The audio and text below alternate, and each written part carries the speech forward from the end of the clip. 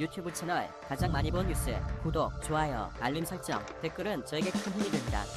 낭갈라함이라는 이름의 이 잠수함은 무려 40년 전인 1980년 건조된 독일산 재래식 잠수함으로 최대 잠수 깊이가 고작 200여 미터에 지나지 않았지만 사건 직전 마지막으로 보내온 자료에 의해 현재 700m 이하의 해저에 머물고 있음이 밝혀지자 이에 인미 정부는 대참사가 우려된다며 참담한 심정을 숨기지 못했습니다.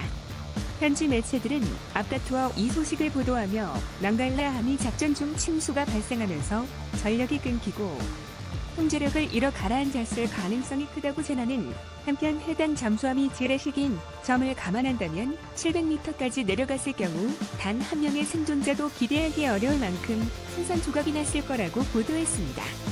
AP통신 또한 현존하는 최신 잠수함의 최대 전황 심도가 700에서 800m 정도인데 건조된 지 40년 된 재래함이 200m에서 작전 수행이 가능하다는 건 그저 이론적인 이야기일 뿐 150m 이하로만 내려가도 선체상에 상당한 무리가 작용할 것으로 내다봤습니다.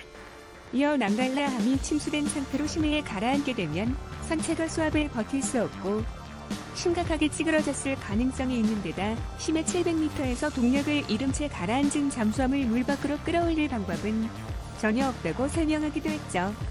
해군 최고위 관계자는 기자회견을 통해 낭갈라함의 전기가 끊긴 상태에서 산소 비축량은 고작 72시간에 불과했기에 3일 후인 오전 3시가 최후의 구조 시한이라고 발표하며 즉각 전 세계를 대상으로 긴급 지원을 요청했습니다.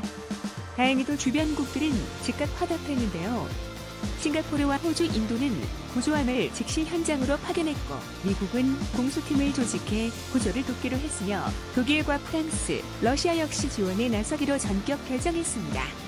앞서 인도네시아 군 당국은 자체적으로 잠수함 도착과 군함 20여 척, 헬기 등을 포함 수백 명의 인력을 투입해 현장 수습에 나섰지만 아무런 진척이 없는 상황에서 각국의 지원에 힘입어 한때나마 전원 구조의 희망을 품기도 했지만 안타깝게도 이것이 절망으로 바뀌는 데는 그리 오랜 시간이 걸리지 않았습니다.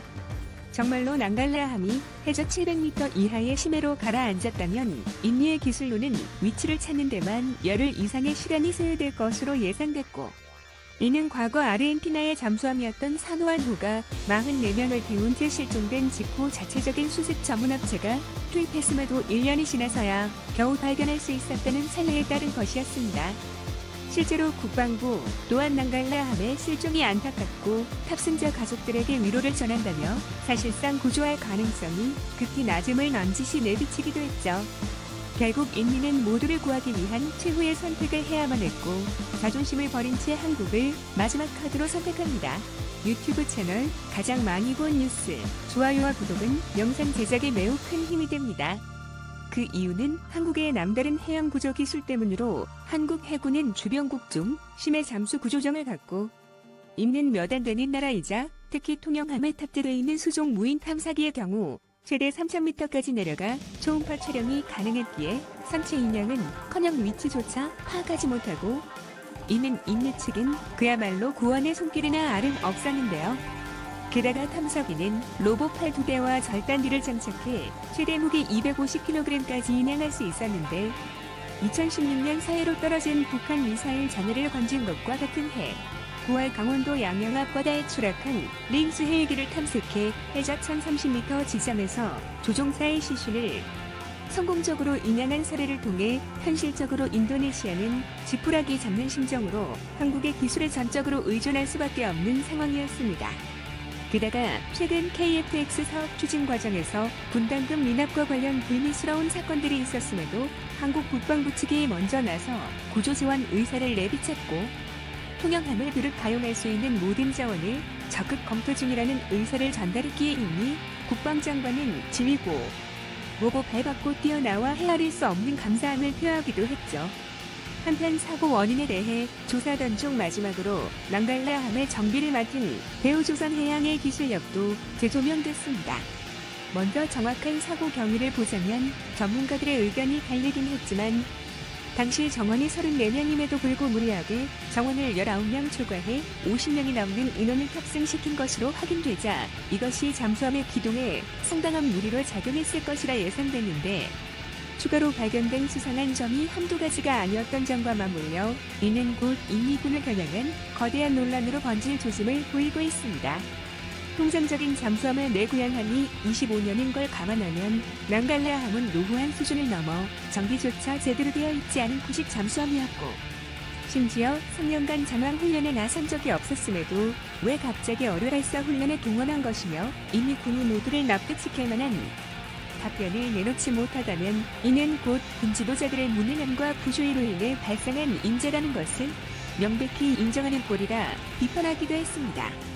다만 충격적인 점은 잠수함의 창정비는 일반적으로 내구연한 전까지 6년마다 한 번씩 이루어져야 하고 이후엔 그 기간을 더 짧게 잡는 것이 상식이지만 2012년 대조영 측이 점검을 맡은 것을 마지막으로 9년간 단 한 번도 창정비가 이루어지지 않은 것에 대해 전문가들은 퇴역 직전에 처한 사실상 고철이나 다름없는 잠수함의 수명을 거의 10년 가까이 연장시킨 한국의 놀라운 기술력을 마치 기적이나 다름없다는 자평을 내놓기도 했는데요. 당시 대우조선해양 측은 낭갈라함을 비롯 동일한 209급 잠수함인 째꾸라함을 포함 총 2대에 대해 성능 개선 작업과 전투체계 레이더와 음파 탐지기 등 주요 장비를 신형으로 교체하고 선체를 절단에 탑재 장비를 정비한 뒤 인도네시아로 돌려보냈는데 여전히 째꾸라함은 정상 운용에 무리가 없고 오히려 당시 한국 측이 정비를 맡지 않았다면 이 같은 참사는 적어도 5년은 당겨졌을 것이라는 견해도 조심스럽게 제기됐습니다. 한편 인미 현지 매체들은 실종된 낭갈라함이 한국 업체가 개량했다는 점을 언급하며 은근히 한국의 기책 사유를 떠넘기려는 치졸한 행각을 벌이고 있는데, 심지어 앞서 외상으로 구매한 한국산 잠수함 3대를 마지막으로 한국과의 추후 계약을 모두 철회해야 한다고 주장함과 동시에 일본산 잠수함이 인미의 미래라며 이를 적극 도입할 것을 주장하고 있는데요. 인도네시아 시민들 또한 트위터 등 SNS를 통해 낭갈라함 해시태그 달기 운동을 벌이며 끝까지 무사귀환을 기원하는 한편, 침몰된 잠수함을 하루빨리 인양한 후 면밀한 조사가 이뤄져 만약 한국 기책 사유가 조금이라도 발견된다면 그 즉시 중대한 책임을 물어야 한다는 등 다소 격앙된 반응을 보이기도 했습니다. 하지만 놀랍게도 인도네시아 수뇌부를 비롯 국방부 측은 국방장비의 현대화 카드를 꺼내들며 향후 더 많은 투자를 하겠다는 약속과 함께 계속해서 한국과의 기술 협약을 굳건히 해나갈 뜻을 내비치는 등 도저히 임의받지 못한 행보를 보여 수많은 언론사를 어리둥절하게 만들었습니다.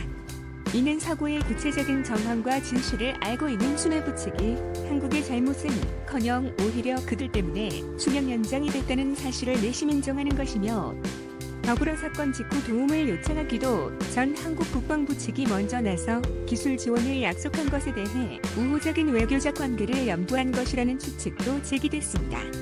게다가 KF-X 출고식 직후 한국 측이 인미의 분담금 문제를 조속히 해결하지 않으면 언제든 사업 배제를 생각하고 있음에 2019년 대우조선해양에서 2차로 주문한 잠수함 3척에 대해 지금까지도 계약금 납입 등 아무런 의무 이행을 하지 않고 있던 상황이었기에 만약 인미 측이 그 이상의 한국의 도발을 감행하게 될 경우 사실상 국방과 관련한 모든 기술을 한국에 의존하고 있는 처지에서 육해공 모두를 현대화하겠다는 인미의 장기적 플랜이 그야말로 송두리째 날아갈 수 있는 리스크를 떠안고 있었기 때문이었죠. 다만 인도네시아군이 한국산 신형 잠수함을 도입한 이후 그에 맞는 어뢰가 아직 들어오지 않은 상황에서 굳이 구형 독일산 잠수함으로 어뢰 발사 훈련을 감행한 이유가 석연치 않은 것과 관련 정치적 의도가 깔려 있을지 모른다는 주장이 제기됨에 따라 언제나 그렇듯 잔머리 굴리기 좋아하는 인미의 돌발 행동을 대비해 한국은 미래 충분한 준비 태세를 갖추는 것이 현명한 행동이 될 수 있을 것이라는 지적이 흘러나오기도 했습니다. 물론 이 가능성은 극히 낮을 것으로 보입니다. 한국과의 단절은 곧 인미국 방역의 수직 하락을 의미하기 때문이죠.